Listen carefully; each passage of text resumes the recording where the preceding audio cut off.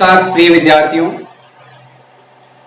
प्रिय साथियों, आज हम बात करेंगे भारतीय संस्कृति के ऊपर। यानी कि हम पढ़ रहे थे जीएस पेपर 1 और जीएस पेपर 1 के अंतर्गत हम पढ़ रहे थे भारतीय संस्कृति और विरासत। उसके अंतर्गत जो है मैंने विरासत के बारे में, सभ्यता के बारे में, संस्कृति के बारे में पहले ऑलरेडी हम चर्चा कर चुके हैं। पिछली क्लास में मैंने इसके बारे में चर्चा की थी। आज के क्लास में हम एक मेन टॉपिक की शुरुआत करते हैं, वहां से भारतीय संस्कृति की शुरुआत होती है। भारतीय संस्कृति क्या है उसको समझते हैं, उसके कौन कौन से आयाम हैं उनके बारे में समझते हैं, उसकी क्या विशेषता है, ये चीजें हम इसमें समझ लेते हैं। तो आइए क्लास की शुरुआत करते हैं। चलिएगा, तो भारतीय संस्कृति की अगर बात करें तो भारतीय संस्कृति की देखिएगा, सबसे पहले हम मूलभूत विशेषता और इसके लक्षण जो है उनके बारे में जानकारी प्राप्त कर लेते हैं कि भारतीय संस्कृति की विशेषता और मूलभूत कारण क्या है या लक्षण क्या रहे हैं। तो देखिएगा, भारतीय संस्कृति जो है जीवन के समान ही बहुपक्षीय है। समान ये बहुपक्षीय हैं, इसमें मनुष्य के बौद्धिक और सामाजिक पक्षों को सम्मिलित किया गया है। किस किस को? बौद्धिक और सामाजिक पहलुओं को। देखिएगा, आप में से काफी सारे विद्यार्थी ये चाहते हैं कि यूपीएससी का प्रीलिम्स एग्जाम जल्दी से क्वालिफाई नहीं कर पाते हैं। क्वालिफाई नहीं करने का सबसे बड़ा रीजन ये होता है कि आप लोग पढ़ते हो, उस चीज को पढ़ने की दृष्टि से नहीं पढ़ते हो, बल्कि आप उसको एक सरसरी निगाहों से पढ़कर उसको निकाल देते हो। शब्दावली पर आपको विशेष गौर करना चाहिए। यूपीएससी प्रीलिम्स एग्जाम क्वालिफाई करने का इससे बेहतरीन कोई तरीका हो ही नहीं सकता। अगर आप शब्दावली पर शुरू हाथ से ही गौर करते चलोगे और साथ ही में आप इसका रिवीजन साथ का साथ करते चलोगे तो ये चीजें आपके दिमाग में स्थायी जगह बना लेगी। और जब ये चीजें आपके दिमाग में स्थायी जगह बना लेगी तो आप लोगों को यूपीएससी प्रीलिम्स एग्जाम में बहुत बड़ा बेनिफिट मिलने वाला है। तो इन चीजों का आप विशेष ध्यान रखें कि जो शब्दावली है उस पर आप विशेष ध्यान रखें। देखिए, जैसे मैंने यहाँ पर बताया कि भारतीय संस्कृति की सबसे पहले मूल विशेषता मैंने आपको बताया, लक्षण जो मैंने बताया है वो बताया कि भारतीय संस्कृति जीवन का सम्मान्य, यानी कि सम्मान्य ही बहुपक्षीय है। बहुपक्षीय का मतलब बहुत सारे इसके रीजन हो सकते हैं, बहुत सारे इसके पक्ष है, बहुत सारे इसके कारण है। कैसे है? इसमें मनुष्य की जो है बौद्धिक यानी कि ज्ञान जो आपका ज्ञान है उसको भी सम्मिलित किया गया है, और उसके सामाजिक पक्ष यानी कि समाज की तरफ से जो दिए गए तर्क है या जो दिए गए पक्ष है उनको भी इसमें सम्मिलित किया गया है। तो सामाजिक और बौद्धिक दोनों प्रकार के जो पक्ष है वो इसमें सम्मिलित किए गए। दूसरा टॉपिक यह है, दूसरी यूनिट में ये बात कही गई है कि ये मनुष्य का सौंदर्यात्मक तथा आध्यात्मिक भावनाओं को भी दर्शाता है। सौंदर्यात्मक यानी कि आपकी जो रचना है उसको भी ये दर्शाता है, और साथ ही में आपके आध्यात्मिक यानी कि आपके जुड़े हुए ज्ञान और आपकी जो भावनाएं हैं उन भावनाओं को भी ये क्या करता है? दर्शाता है। और तथा इसी से, यानी कि यहाँ पर पता लिखा हुआ है, ये गलत है, तथा है यहाँ पर, तथा चरित्र का निर्माण करने वाली शक्ति के रूप में भी इसमें अवचेतन के प्रति प्रेरणा भी निहित होती है। कहने का मतलब यह है कि ये मनुष्य का जो सौंदर्यात्मक है यानी कि मनुष्य की जो रचनात्मक जो चीजें हैं वो आध्यात्मिक भावना रचनात्मक क्या होती है इसको देखता है। सौंदर्यात्मक वो होता है जो आपके बाहरी आवरण होता है, जिसमें अपन कपड़े पहनते हैं, अपने मकान बनाते हैं, ये सारी चीजें, हमारे पास गाड़ियां हैं, ये सारी चीजें हमारी दिखावटी है। यानी कि सौंदर्यीकरण की ही तो विशेषता है, ये सौंदर्यीकरण तो है। हम लोगों को दिखाना ही तो चाह रहे हैं। हम बेहतरीन कपड़े क्यों पहनते हैं? क्योंकि लोग हमें अच्छे समझे। हम बेहतरीन मकान या घर या फिर गाड़ी क्यों लेते हैं? क्योंकि लोग हमें अच्छे समझे। तो ये आपका सौंदर्यात्मक चीजें हो गई। सौंदर्यात्मक चीजें का शाब्दिक अर्थ कई अन्य प्रकार से भी आप निकाल सकते हैं, जिसके अंदर हिंदी साहित्य में इसका अर्थ अलग होता है, सौंदर्यीकरण अलग होता है। सौंदर्यात्मक का अर्थ महिलाएं जो है अलग डायरेक्शन में निकाल लेती है, क्योंकि वो कहती है कि हम जैसे सुंदर प्रिया कोई हो ही नहीं सकती है। तो सौंदर्यात्मक शब्द जो है इसके कई सारे अर्थ हो सकते हैं, लेकिन यहाँ पर कला संस्कृति के अंदर यानी कि भारतीय संस्कृति के अंदर इस सौंदर्यात्मक जो शब्द है इसका अर्थ ये निकलता है कि आपकी जो संरचनात्मक जो चीजें हैं, आपकी जो बाहरी आवरण की जो चीजें आप लोगों को दिखा रहे हैं वही आपके क्या है? सौंदर्यात्मक चीजें। आध्यात्मिक भावनाओं का मतलब यह है कि आध्यात्मिक भावनाएं उन चीजों को कहा गया है कि यहाँ पर आपके देवी देवता, आपके धर्म और आप जिस देवी देवताओं को मानते हैं या जिस प्रकार के पूजा पाठ आप करते हैं, जिस प्रकार के समाज में आप बनाकर माहौल रखते हैं, उसी चीज को आपका क्या कहते हैं? आध्यात्मिक भावना कहते हैं। आध्यात्मिक भावनाओं से आप जुड़े हुए हैं, ठीक है। तो हम जिस प्रकार से देवी देवताओं से जुड़े हुए हैं, पीरों से जुड़े हुए हैं, या फिर किसी प्रकार के ग्रंथों से जुड़े हुए हैं या धर्मावलियों से जुड़े हुए हैं, तो ये सारी चीजें हमें आध्यात्मिक भावनाओं की ओर आकर्षित करती है।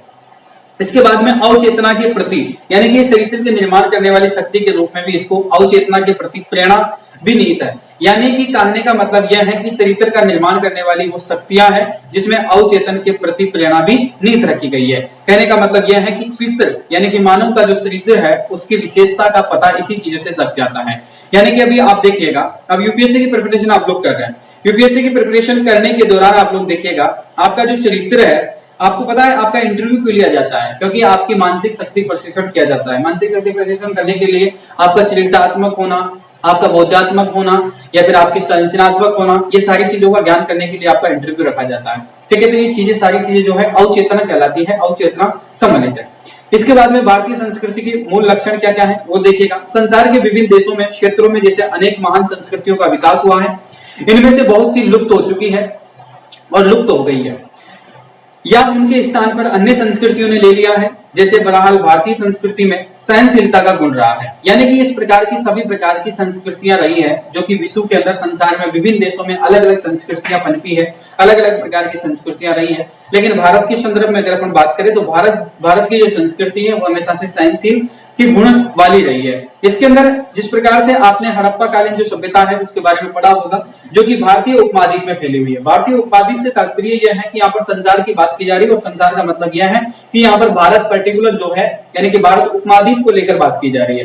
भारत उपमहाद्वीप का मतलब है कि भारत देश यानी कि हिंदुस्तान की बात की जा रही है, जो उसके अंदर जो संस्कृतियां जो फली फूली है उनकी बात की जा रही है। इसके अंदर एक एग्जाम्पल मैंने लिया है कि संस्कृतियों के लिए, यानी कि फैली हुई है, उपमहाद्वीप में फैली हुई है, ये सभ्यता लगभग 4500 साल से भी ज्यादा पुरानी है, जिसको हम पुरातात्विक वेदियों को ये हड़प्पा सभ्यता से भी पहले की संस्कृति होने का प्रमाण मिलता है। यह हमें बताती है कि हमारा इतिहास व संस्कृति काफी प्राचीन है। यानी कि इस चीज का प्रचलन जो है या फिर इस चीज के बारे में हमें जानकारी कहां से प्राप्त होती है, तो हमारी जो संस्कृति है, हमारी जो सभ्यता है, इसके बारे में पता हमारी सभ्यताओं से भी हमें चलता है कि हमारी संस्कृति, हमारा कल्चर ऐसा था उस समय। ठीक है, यानी कि हड़प्पा कालीन संस्कृति की जो प्रथाएं हैं वो भी इस चीज का पता लगाने के लिए साक्ष्य के रूप में हम लोग देखते हैं। और आप लोगों ने इतिहास में इन चीजों को बहुत बारीकी से पढ़े हैं, तो उन चीजों को आपको ज्यादा विश्लेषण करने की जरूरत नहीं है। ठीक है, तो इस प्रकार की बातें हैं। इसके बाद में देखिएगा तो यहाँ पर जिस प्रकार से हमें पता चला है कि हड़प्पा कालीन संस्कृति की बात हमने की है, कि जिस प्रकार से हम हड़प्पा कालीन संस्कृतियां हो गई या सिंधु घाटी सभ्यता की संस्कृतियां हो गई, ठीक है, उन पर हम बात कर चुके हैं। तो इनके ऊपर बात करने का मतलब यह है कि सीधा सीधा अगर हम बात करें तो यह है, इसका तात्पर्य यह हो जाएगा कि यहाँ पर जितनी भी संस्कृतियां हमारे हैं, यानी कि संस्कृति विशेषताएं उनकी बात कर रहे हैं, तो संस्कृति का तात्पर्य यह है, कहने का मतलब अगर सीधा सीधा कहें तो हमारा जो कल्चर है, हमारी संस्कृति, हमारी प्रथाएं, हमारे धर्म जो है, ये वहीं से प्रचलित हो रहे हैं जहां से हमारी सभ्यताओं का प्रारंभ हुआ था। यानी कि ये सब चीजें हमारी सभ्यताओं में हमें देखने को मिलती है। जिस प्रकार से देखिएगा, अब हम भारतीय संस्कृति के बारे में एक मिथ्या आप लोगों के दिमाग में उठता है, और ये बिल्कुल जायज बात है। मिथ्या भी आप इसको कह सकते हैं, या फिर आप इसको कह सकते हैं कि एक अवधारणा आप लोग कह सकते हैं कि भारत देश जो है विभिन्नता वाला देश है। कैसा देश है भारत? विभिन्नता वाला। तो विभिन्नता वाला भारत देश है। भारतीय संस्कृति के अंदर भारतीय विविधता में एकता रखने वाला एक भारत देश है। ठीक है, तो भारत देश की एक मिथ्या बना हुआ है, या फिर आप इसको कह सकते हैं कि भारतीय संस्कृति के बारे में ये कहा गया है। तो भारतीय यानी कि कहने का मतलब यह है कि भारतीय संस्कृति के अंतर्गत जो भारत है उसको एकता में विभिन्नता वाला देश कहा गया है। यह आपके पॉलिटिकल साइंस का भी टॉपिक है, लेकिन भारतीय कला संस्कृति के टॉपिक के माध्यम से इसको समझने की कोशिश करते हैं कि किस प्रकार से इसको बताया गया है। देखिएगा, विगत 3000 वर्षों पहले पूर्व वर्षों में भारतीय संस्कृति की बड़ी सफलता पूर्वक शांत रहकर अन्य धर्म और संस्कृतियों की उत्तम धारणाओं को, तथ्यों को देखती रही है और समय समय पर उनके अंदर संविष्ट भी करती रही है। कहने का मतलब यह है कि 3000 वर्षों पहले की अगर हम बात करें, या विगत यानी कि पिछले 3000 वर्षों से हम बात करें, तो लगातार समय से भारत की जो संस्कृति है, जो भारत का कल्चर है, वो बड़े सफलता पूर्वक शांत रहकर अन्य देशों के साथ में अपना सामंजस्य बनाया हुआ है। और कभी कभार ऐसा होता है कि हम संस्कृति दूसरे देश की अपना भी लेते हैं, और कभी कभार समय के अनुसार हम उसको छोड़ भी देते हैं। तो ये सारी चीजें हैं उसके अंदर। इसके बाद में देखिएगा, हमारे देश में कदम कदम पर विभिन्नताएं हैं, लेकिन फिर भी हम विश्व में भारत में एकता का प्रतीक माना जाता है। यानी कि हमारे देश के अंदर जो कदम कदम पर हमारी पोशाक के खातिर, हमारी बोलचाल के खातिर, हमारे रहन सहन के अलावा हमारा खान पान, ये सारी चीजें जो है, हमारे शिक्षा, हमारा धर्म, ये सारी चीजें हमें क्या करती है? विभिन्नताएं बताती है कि भारत में बहुत सारी विभिन्नताएं हैं, कदम कदम पर विभिन्नताएं हैं। लेकिन विश्व के अंदर यह माना जाता है कि भारत जो है एक सशक्त देश है, और भारत कैसा देश है? एकता का प्रतीक है कि भारत एक रहना चाहता है हमेशा। क्योंकि भारत देश जो है, अगर प्राचीन समय से हम बात करें तो देखिएगा, जिस प्रकार से आप लोगों ने विश्व का इतिहास पढ़ा होगा, अभी आप लोगों ने विश्व का इतिहास नहीं पढ़ा है, भारत का इतिहास आपका कंप्लीट हो गया है, प्राचीन, मध्य और आधुनिक मैंने पढ़ा दिया। लेकिन अभी वर्तमान समय में हम विश्व का इतिहास में हम पढ़ने जा रहे हैं, बहुत जल्दी पढ़ेंगे। जैसे कला संस्कृति समाप्त करेंगे, उसके बाद में विश्व का इतिहास ही मिलेंगे। तो विश्व के इतिहास के अंतर्गत हम ये चीजें पढ़ेंगे कि विश्व के इतिहास में भारत को जो है यानी कि एकता का प्रतीक माना गया है, क्योंकि आप इस चीज को प्रथम विश्व युद्ध में भी देख सकते हैं, द्वितीय विश्व युद्ध में भी देख सकते हैं, और भी अन्य अभी आप रूस और यूक्रेन का जो युद्ध हुआ उसमें भी आप देख सकते हैं। भारत की भूमिका एक अलग है और भारत एक अलग डायरेक्शन में सबको एक शांति प्रतीक देश दिखता है, और भारत कभी किसी के साथ में आगे होकर लड़ाई झगड़े नहीं करता है। और फिर अगर इंडियन है हम, क्योंकि अगर हमसे कोई आगे होकर उलझता है तो फिर हम बाकी नहीं छोड़ते हैं। इस कारण से कहा गया है कि भारत एक शांतिप्रिय देश है, लेकिन उसके बावजूद भी विश्व में जो है इसको एकता का प्रतीक माना जाता है कि भारत एकता का प्रतीक देश है। चलिए, तो इसके बाद में देखिएगा कहीं कहीं पर विभिन्न तो पोशाकें हैं, यानी कि किस आधार पर हमें विभिन्नताएं बताई गई है। कहीं कहीं पर विभिन्न पोशाकों के आधार पर है, तो कहीं कहीं पर भोजन, रहन सहन, रीति रिवाज, जलवायु, पर्यावरण आधार पर भी विभिन्न विशेषताएं हैं। साथ ही में आर्थिक गतिविधियां भी हम सबकी अलग अलग है और सभी तरह की विभिन्नताएं पाई जाती है। इस कारण से भारत को विभिन्नताओं का देश भी कहा जाता है। हमारी संस्कृति का मिश्रित प्राकृतिक हमारे संगीत, नृत्य, स्वरूप,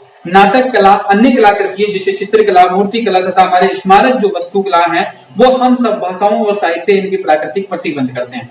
यानी कि ये सब चीजें हमारे नृत्य है, हमारी संस्कृति, हमारी बोलचाल है या फिर हमारा कल्चर है, ये सब जो प्रकृति है वो सब प्रतिबंधित करती है कि भारत के किस क्षेत्र में कौन सी विशेषताएं हैं। ठीक है, जिस प्रकार से देखिएगा वर्तमान समय का स्वरूप आप देखिएगा, बिहारी जो व्यक्ति होता है या बिहार जो राज्य है उसके व्यक्ति अलग प्रकार की यानी कि बिहार की भाषा बोलते हैं। वहां पर एक अलग प्रकार का पहनावा पहना जाता है क्योंकि वहां पर लोग लुंगी पहनते हैं।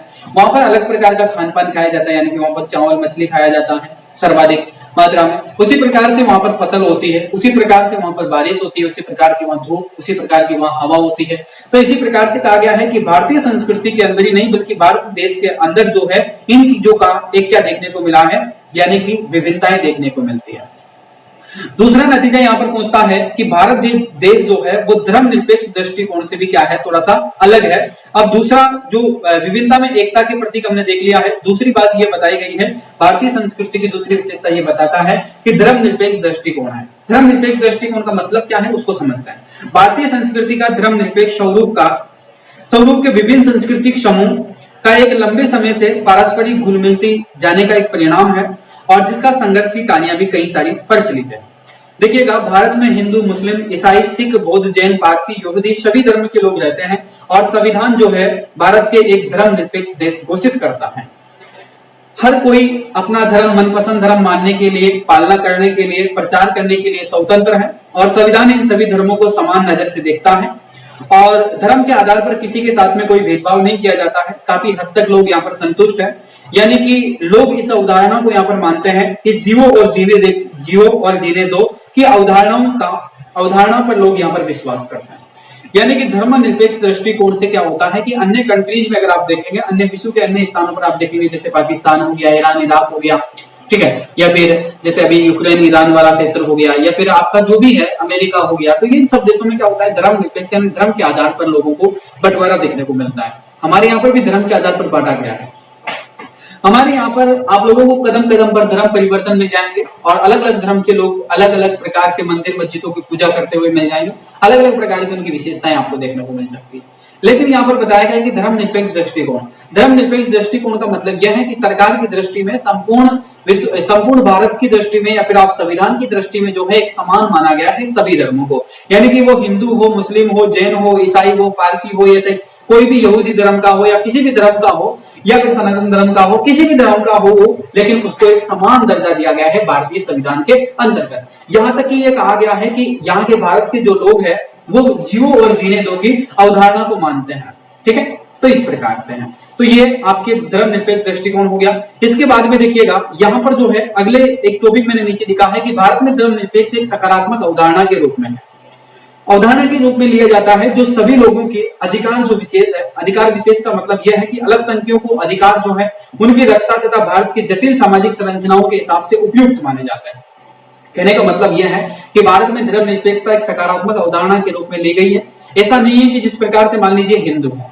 वर्तमान समय में भारत की बात करते हैं कि काफी सारे लोग जो है, काफी सारे नेता जो है या फिर आप राजनीति करने वाले लोगों को आप सुनते होंगे और आप लोग आपके आसपास के वातावरण में देखते होंगे कि हिंदुत्व वाला देश है भारत, वो है और हिंदुओं का देश है, हिंदुस्तान है, सारी चीजें, ये सारी अवधारणाएं हैं, ये गलत प्रकार का मिथ्या है लोगों की बात में। लेकिन ऐसा नहीं है। विश्व के अंदर भारत की एक अलग छवि है और भारत इस छवि को दर्शाता है बाहर, यानी कि विश्व के अंदर विश्व के लोग मानते हैं कि भारत एक ऐसा देश है जिसमें सभी प्रकार के धर्म के लोग निवास करते हैं, लेकिन वहां पर कभी किसी के साथ में भेदभाव नहीं किया जाता और किसी के साथ में कोई आपत्ति, किसी के धर्म से किसी को कोई आपत्ति नहीं है। वहां पर ईद भी एक साथ मनाई जाती है, तो दीपावली भी एक साथ मनाई जाती है, तो ईसा मसीह का जो क्रिसमस डे होता है वो भी एक साथ मनाया जाता है। ठीक है, तो ये सारी चीजें हैं, ऐसा माना जाता है। विश्व में जिस प्रकार से हम अमेरिका के बारे में गलत अवधारणा हमारे दिमाग में बैठी हुई है, गलत मिथ्या हमारे दिमाग में बैठा हुआ है, क्योंकि हम ये इसलिए बैठा हुआ है क्योंकि हम बचपन से ही हमारे जो टीचर्स हमें पढ़ाते थे वो लोग हमें यही सिखाते हैं कि अमेरिका एक ऐसा सर्वभौम देश है जहां पर काफी सारे टीचर तो ये तक बता देते थे पहले बचपन में। मुझे याद है हमारे एक ज्योग्राफी का टीचर था, 11वीं क्लास की बात है, तो एक बार इसी बात पर जो है थोड़ा सा बहस हो गई थी, तो उन्होंने बताया कि अमेरिका के अंदर आप शकल के अंदर मतलब आपकी शकल देख सकते हो सड़क के अंदर। तो मैंने कहा सर शीशे की सड़क होती है क्या? कि नहीं ऐसा नहीं है, लेकिन शीशे की सड़क से भी कम नहीं होती, इतनी साफ सफाई होती है। तो इस प्रकार की एक अवधारणा बन गई है, यानी कि उन लोगों को भी ये चीजें बताई गई थी। इसलिए आज तो क्या है, हम नेटवर्क का जमाना आ गया है, नेट बैंकिंग मतलब सॉरी नेटवर्क जो है आपका इतना मजबूत हो चुका है कि आप YouTube पे सर्च करेंगे या फिर Google पे सर्च करेंगे, सारी चीजें आपके सामने है। तो अमेरिका के बारे में जब आप लोगों के दिमाग में यही अवधारणाएं हैं, अभी छोटे बच्चे यही सोचते हैं कि अमेरिका एक बहुत बड़ा प्रसिद्ध देश था। हम भी यही सोचते थे कि ये जहाज, एरोप्लेन्स या फिर ये जो बड़ी बड़ी गाड़ियां, ये जो सारी चीजें हैं वो सब लोग अमेरिका के लोग इस्तेमाल करते हैं, बाकी हम भारत के लोगों के लिए तो कुछ है नहीं, ऐसा समझते थे। भारत को एक गरीब आदमी की तरह समझते थे कि हम ग्रामीण क्षेत्र के लोग। उसके बाद में थोड़ा सा हम बड़े हुए, थोड़ा सा शहर के बारे में जानकारी प्राप्त होती, क्योंकि आपको पता है कि एनसीईआरटी जो किताबें बनाई गई थी वो 5वीं, 6वीं, 3री, 4थी किताबें जो है उसके अंदर चुटकुले भी आते थे, कहानियां भी आया करती थी, तो वो शहरी क्षेत्रों की आया करती थी। तो शहरी क्षेत्रों से हम ऐसे प्रभावित होते थे। और मेरे खुद के दिमाग की मैं बात बता रहा हूँ, जब मैं शहर में नहीं आया था, गांव के क्षेत्र ग्रामीण क्षेत्र में प्रवेश करता था, ग्रामीण क्षेत्र में रहता था, तब तक मेरे दिमाग में अवधारणा यही बनी थी कि शहर के लोग जो है बहुत गोरे चिट्टे तो होते ही हैं, उनके पास बहुत सारी सुविधाएं होती है, उनके पास बहुत सारे पैसे होते हैं और वो लोग बहुत अमीर होते हैं और उनका जीवन एक अलग होता है। वो हमारे जैसी बोलचाल भाषा नहीं बोलते हैं, हमारे जैसे कपड़े नहीं पहनते हैं, वो बहुत फैसिलिटी व्यक्ति होते हैं और इस प्रकार की उदाहरणा थी।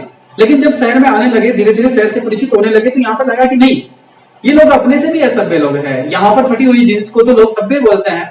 हमारे गांव में अगर किसी का पैंट फटा हुआ होता है या फिर किसी की कमीज फटी हुई होती है तो ये कहते हैं कि दयनीय स्थिति में है। कहते हैं हमारे ग्रामीण क्षेत्र में कह देते हैं कि जो बूढ़े माँ बाप होते हैं और फटे हुए कपड़ों की कोई लाज नहीं होती है। हमारी माता, हमारे पिता और हमारे दादाजी वगैरह वगैरह जो हमारे पूर्वज है, हमारे बुजुर्ग जो लोग हैं वो हमें ये कहते रहते हैं कि फटे हुए कपड़ों की और बूढ़े माता पिताओं की कोई लज्जा नहीं होनी चाहिए। तो उस चीज को मानता है, लेकिन शहर में ऐसा नहीं था। शहर में जैसे ही हम आए थे 2013-14 की बात है, तो लगभग हम 2012-13 में निकल चुके थे गाँव से। 2014 तक लगभग जियो आ चुका था। उसके बाद में 2015 से सारी दुनिया से परिचित हो चुके थे और ऑनलाइन प्लेटफॉर्म बहुत सारे मिलने लग गए थे, तो वहां से हम परिचित होने लगे थे धीरे धीरे। लेकिन इससे पहले की बात बता रहा हूँ कि मेरी मानसिक विचारधारा इस प्रकार की थी। 2010-11 में भी 11-12 में लगभग एक बार जो है केदारनाथ के साथ एक बार वो आया था, क्या बोलते हैं उसको, बादल फट गए थे, घटना हुई थी बादल फटने की।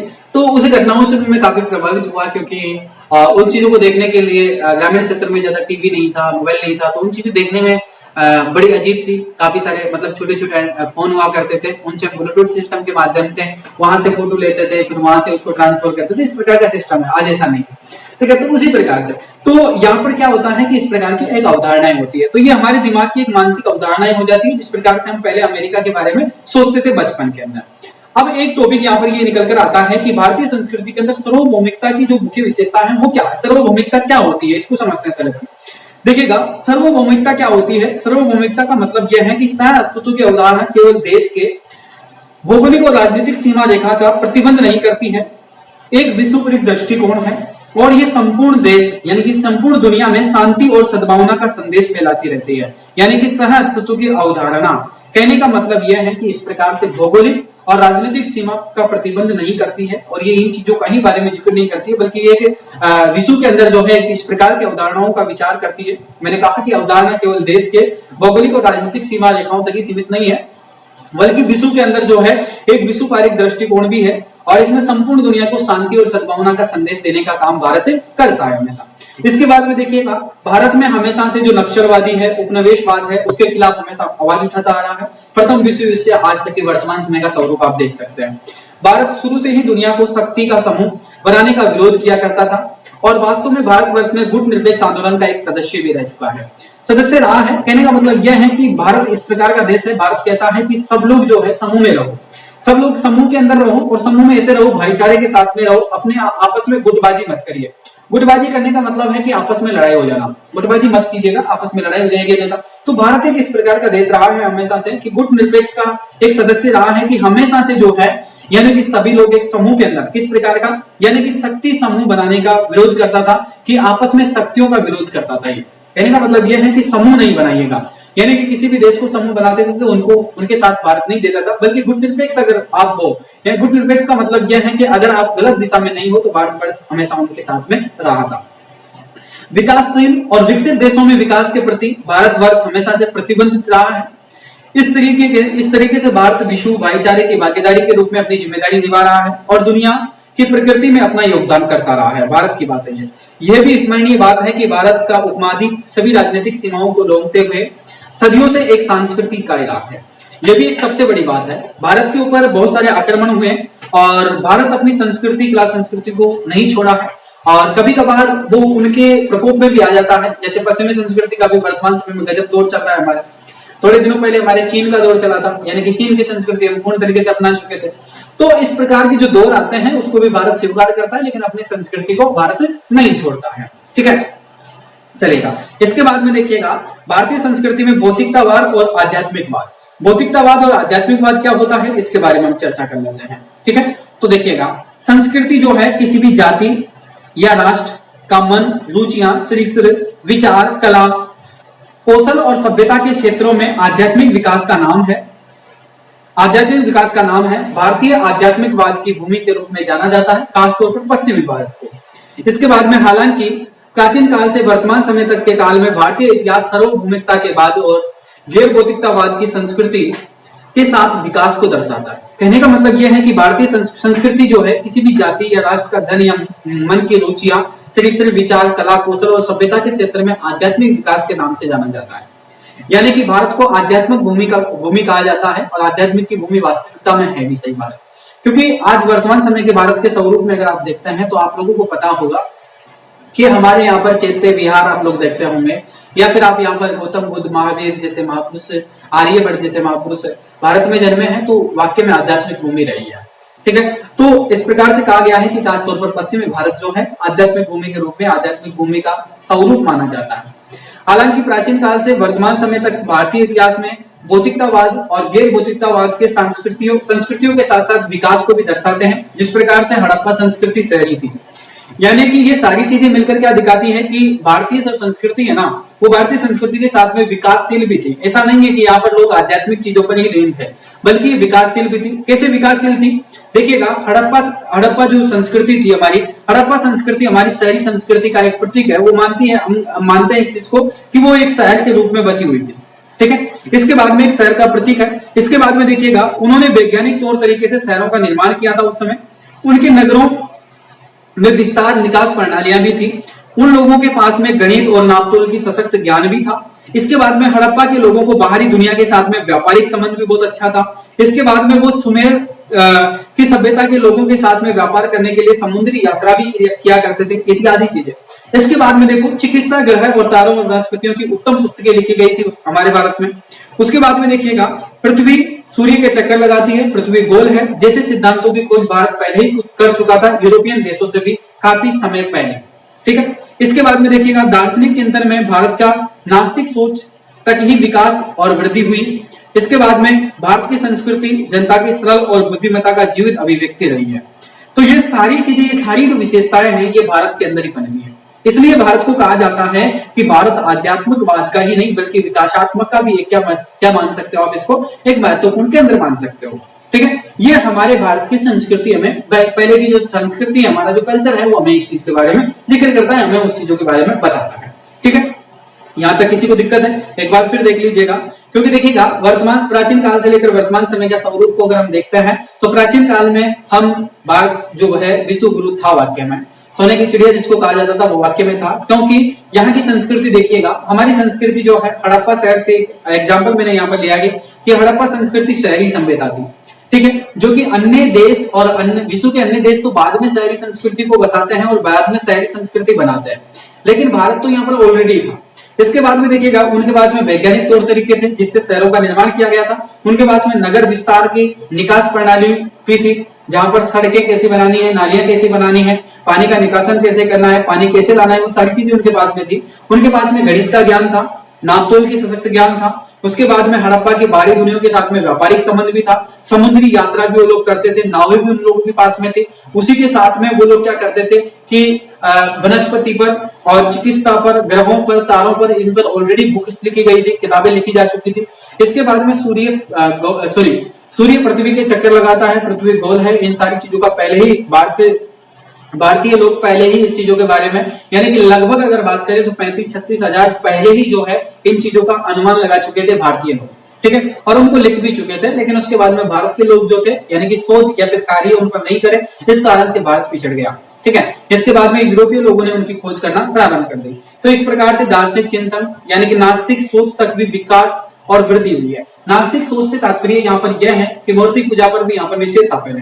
जिस प्रकार से प्रकृति के पूजक यानी कि आदिवासी प्रकृति के पूजक थे, यहाँ पर जैन धर्म अलग डायरेक्शन में चलता था, बौद्ध धर्म अलग डायरेक्शन में चलता था, संतनत धर्म अलग डायरेक्शन में चलता था, आर्य अलग डायरेक्शन में चलते थे। तो इस प्रकार से जो है यहाँ पर नास्तिक सोच के लोग भी विकसित या फिर इस सोच का भी विकास हुआ था, जो वर्तमान समय में विश्व के अन्य देशों में नास्तिक सोच वर्तमान समय में प्रचलित है। उसी प्रकार की सोच भारत में भी हुआ करती थी पहले, लेकिन वर्तमान समय में हम क्या हो चुके हैं, यानी कि पूर्ण तरीके से हमारी जो आध्यात्मिक भावनाएं जो है, हमारा एक जुड़ाव जो है पत्र यानी कि पत्र की मूर्ति से ज्यादा लगाव हमारा हो चुका है वर्तमान समय की सोच में। चलिएगा आगे चलते हैं। इसी प्रकार से देखिएगा, इसके बाद में देखिएगा संस्कृति की पहचान धर्म, क्षेत्र और नर जातीय, यानी कि क्या वाक्य में संस्कृति जो है इसकी पहचान धर्म और क्षेत्र और नर जातीय, क्या वास्तविकता में ये सत्य बातें हैं, इनके बारे में बात करते हैं। देखिएगा सैद्धांतिक रूप से जो है विभिन्न धर्मों का या धार्मिक समूह का विभिन्न धार्मिक सिद्धांतों के प्रति समर्पण रखते थे हम लोग, ठीक है। इसके बाद में देखिएगा उदाहरण के लिए हम वेद और शास्त्र, हिंदुओं के वेद शास्त्र हो गए, मुसलमानों की कुरान हादसी होगी, इसके बाद में ईसाइयों के लिए बाइबल हो गए, ये प्रेरणा के स्रोत हो सकते हैं, यानी कि हमारे धर्म के आधार पर हम लोगों के क्या हो सकते हैं, प्रेरणा के स्रोत माने जाते हैं।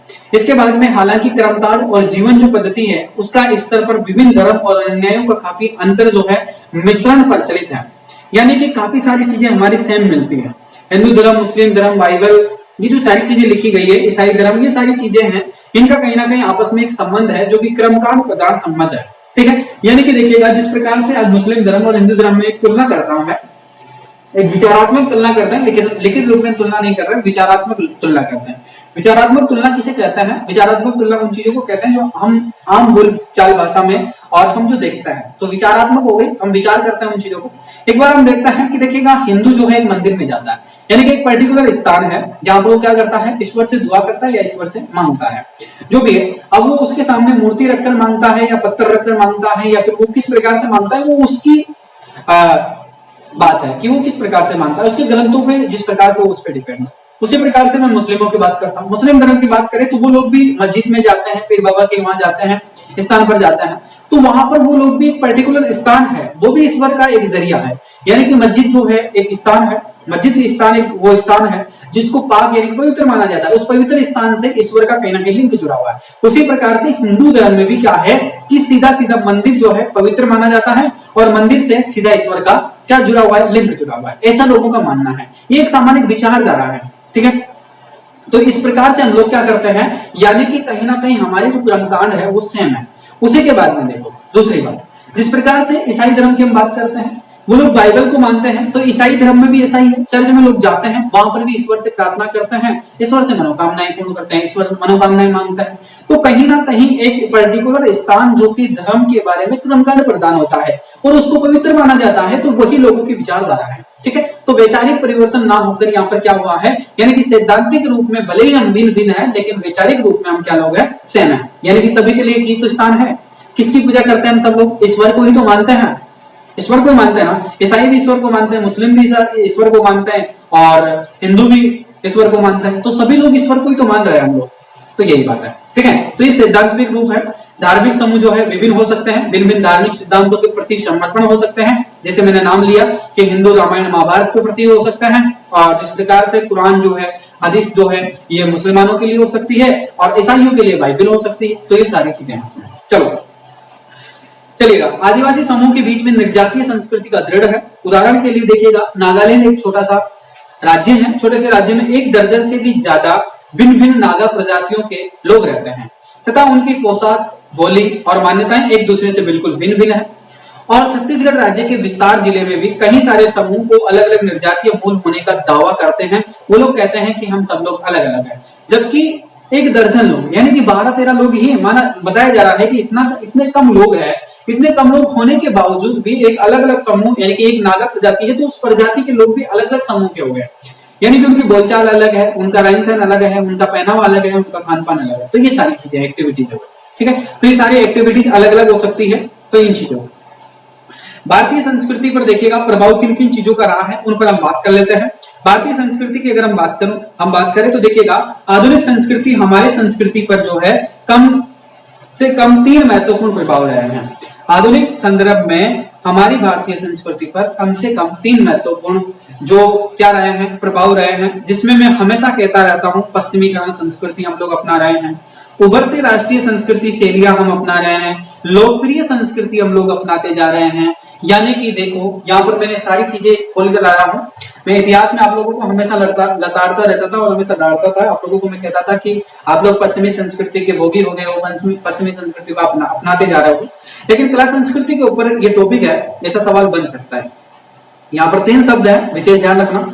आधुनिक संदर्भ में हमारी संस्कृति के कम से कम 3 महत्वपूर्ण प्रभाव है। पहला प्रभाव हो सकता है पश्चिमी संस्कृति, यानी कि पश्चिमीकरण संस्कृति आप लोग जो सकते हैं, पश्चिमीकरण संस्कृति से हम प्रभावित है। दूसरा है उभरते हुए राष्ट्रीय संस्कृति शैलियों से हम प्रभावित हुए हैं। लोकप्रिय संस्कृति से हम क्या हुए हैं, प्रभावित हुए हैं। किस प्रकार से हुए हैं, देखो पहले पश्चिमीकरण संस्कृति के बारे में देख लेते हैं, किस प्रकार से हम लोग प्रभावित हो गए। स्वतंत्रता से पहले जो है कुलीन तंत्र और प्रशासनिक सेवा के लोगों के द्वारा कुछ पश्चिमी तौर तरीके अपना लिए गए थे, कुछ तौर तरीके पश्चिमी अपना लिए गए थे। इसका प्रभाव कई वर्षों में मध्यम वर्ग तथा कुछ हद तक गांवों में फैला हुआ था और गांवों में अंग्रेजी माध्यम के स्कूलों में बढ़ती मांग इस स्थिति का प्रत्येक उदाहरण वर्तमान समय में देखने को मिल सकता है। मैंने इसमें वर्तमान समय को इन्वॉल्व इसलिए किया है क्योंकि आने वाले समय में आप लोग एग्जाम देंगे तो वर्तमान समय को देखते हुए क्वेश्चन बनेंगे। देखो, तो यहाँ पर यह हुआ था कि प्रशासनिक सेवा और कुलीन तंत्र को देखते हुए, यानी कि अंग्रेजी, यहाँ पर मैं बात कर रहा हूँ अंग्रेजी भाषा की। हमारे भारत देश में अंग्रेजी भाषा का आगाज कैसे हुआ, इसका आगमन कैसे हो गया, अंग्रेजों की देन है। अंग्रेज लोग लेकर आए थे। अब अंग्रेज लोग लेकर आए थे, लेकिन अंग्रेजों के साथ में क्या हुआ कि अंग्रेजों की भाषा बोलचाल समझने के लिए मैंने यहाँ पर लिखा कि स्वतंत्रता से पहले कुलीन तंत्र यानी कि जो हमारा वर्कर जो लोग थे, उसके साथ में हमारे प्रशासनिक सेवा में जो लोग काम कर रहे थे, उन लोगों को अंग्रेजी भाषा को यानी कि अंग्रेजों की भाषा को समझना, लिखना, पढ़ना आना जरूरी था, क्योंकि उन लोगों की बातचीत को समझने के लिए उन लोगों के साथ में बातचीत का सिलसिला जारी करने के लिए उन लोगों से हमें क्या करना था, बातचीत करनी चाहिए थी। इसलिए अंग्रेजी का महत्व था, ठीक है। इसलिए उस समय महत्व होने के कारण क्या हुआ, हमने क्या कर लिया, यानी कि उस समय हमारे जो पूर्वज थे उन्होंने पश्चिमी संस्कृति को अपना लिया। इसका प्रभाव कई वर्षों के बाद में मध्यम वर्ग पर आता है, जो 1947 की बात कर रहा हूं, मध्यम वर्ग पर आता है तथा कुछ हद तक जो है अब धीरे धीरे ये गांव में फैलने लग गया। गांव में फैलने का मतलब है कि अंग्रेजी माध्यम की स्कूलों की बढ़ती मांग और ये स्थिति जो प्रत्यक्ष उदाहरण देखे जा सकता है। वर्तमान समय का स्वरूप आप लोग देखते होंगे, जो भी व्यक्ति गवर्नमेंट जॉब है, जितने भी व्यक्ति गवर्नमेंट जॉब होता है तो उनके सारे माता पिता जो है क्या करते हैं, अपने बच्चों को इंग्लिश मीडियम में करते हैं। क्या प्रभाव, क्या कारण है कि अंग्रेजी माध्यम में दरा जाता है।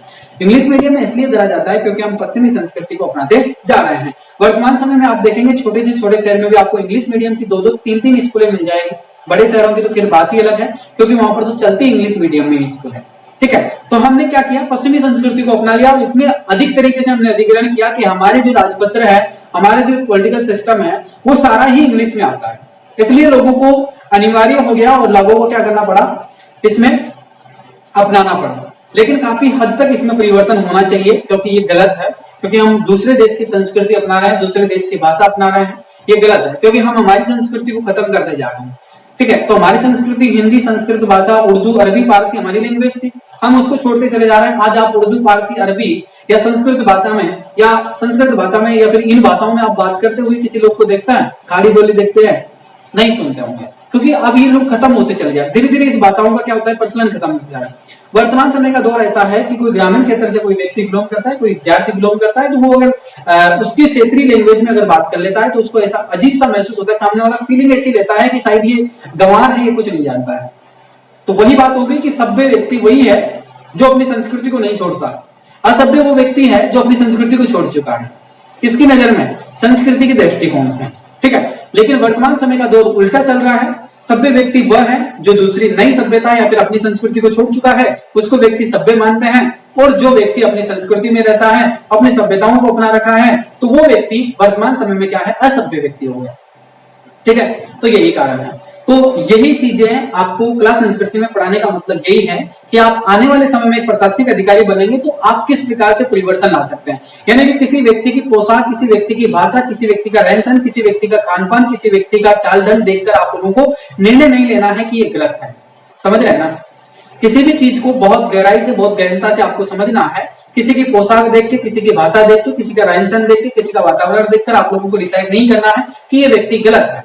ओके, क्योंकि आप लोगों की भूमिका ये होनी चाहिए कि आप, यानी कि वो व्यक्ति सभ्य है आपकी नजर में, जो व्यक्ति अपनी संस्कृति, अपनी कला को अपना रखा है ना, तो वो व्यक्ति सभ्य है हमारी नजर में। एक प्रशासनिक अधिकारी की नजर में क्या है, वो सभ्य है। भले ही वो और लोगों की नजर में असभ्य होगा, लेकिन ये हमारा दायित्व है कि हम उसको सभ्य माने। इसलिए आपको कला संस्कृति पढ़ाई जा रही है जीएस पार्ट 1 में। समझ में आ रहा है? प्रशासनिक अधिकारी बनना यानी कि आप लोग ऐसे समझते होंगे कि इतिहास, कला संस्कृति, पॉलिटिकल साइंस, ज्योग्राफी, इकोनॉमिक्स, ये सारी चीजें हमें फालतू में पढ़ाई जाती है, शायद कुछ और पढ़ाया जाना चाहिए था। नहीं, ऐसा नहीं है। इन सब चीजों का कहीं ना कहीं आपके जीवन में बहुत महत्व है। आप भारतीय कला संस्कृति से चीज सीख कर जाइए कि आपको किस व्यक्ति को सभ्य और किस व्यक्ति को असभ्य बोलना है, किस व्यक्ति को असभ्य समझना है, किस व्यक्ति को सभ्य समझना है।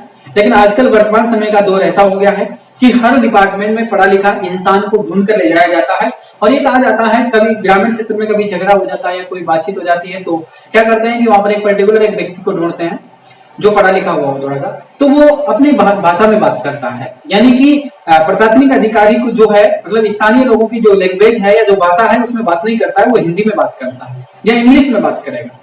तो ये एटीट्यूड आप में नहीं होना चाहिए। अगर स्थानीय भाषा, वहां के लोगों की स्थानीय भाषा है, अगर आपको आती है तो उसको आप आसानी से समझ सकते हैं। आप जरूर नहीं है कि आप हिंदी में बात करें और आप अंग्रेजी में बात करें, ठीक है। तो आप में ये परिवर्तन होना चाहिए, क्योंकि ये आपके लिए पर्सनालिटी टेस्ट मानकर चलिए, पर्सनालिटी डेवलपमेंट की एक स्किल मान के चलिए कि आप इस चीज को समझें।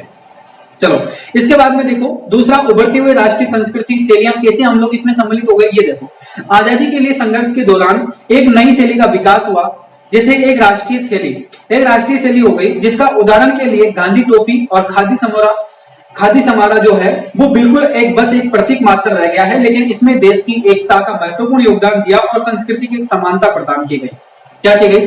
समानता प्रदान की गई। यहाँ पर सीधा सीधा प्रतीक मैंने जो है, एक सीधा सीधा जो है यहाँ पर मैंने एक तवंजब कसा है, ये मानकर चलिए। और वो ये है कि मैं यहाँ पर आजादी के संघर्ष की कहानी के दौरान नई शैली का विकास हुआ है और राष्ट्रीय शैली का भी हुआ है। तो उदाहरण के लिए गांधी की टोपी और खादी समारोह के बारे में मैंने बात की है, प्रतीक माना गया है।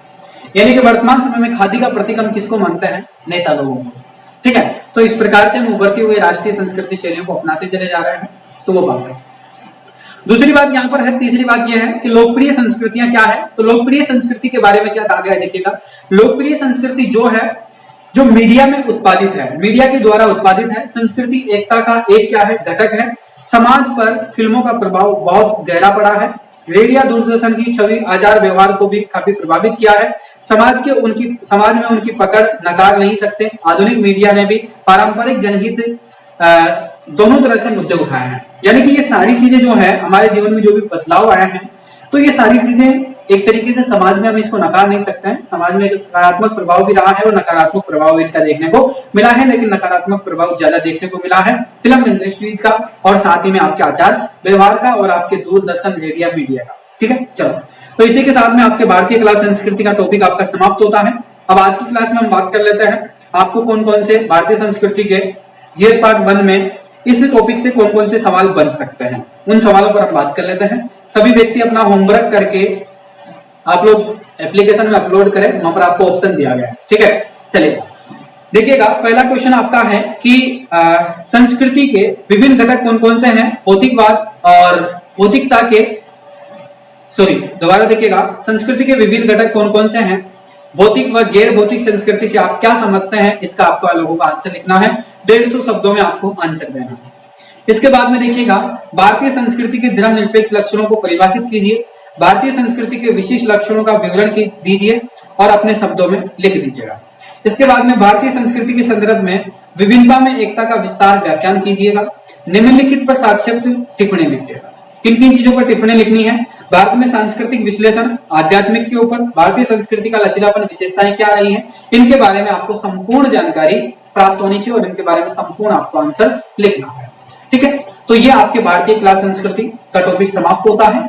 अगली क्लास में हम लोग चर्चा करेंगे जो कि प्राचीन भारतीय संस्कृति के बारे में चर्चा करेंगे, फिर हम मध्यकालीन फिर आधुनिक के बारे में चर्चा करते हुए हम लोग आगे बढ़ेंगे अंदर। ठीक है, चलेगा। और आप सभी लोगों के लिए एक जरूरी सूचना है कि अगर आपको पर डे क्लास नहीं मिले तो आप लोग टेंशन मत लीजिएगा कि 2 दिन में एक क्लास अगर आपकी होती है और क्लास थोड़ी लॉन्ग होती है, यानी कि एक यूनिट को एक साथ हम समाप्त करते हैं, तो वो आप लोगों के लिए बेहतरीन है, क्योंकि थोड़ा सा टाइप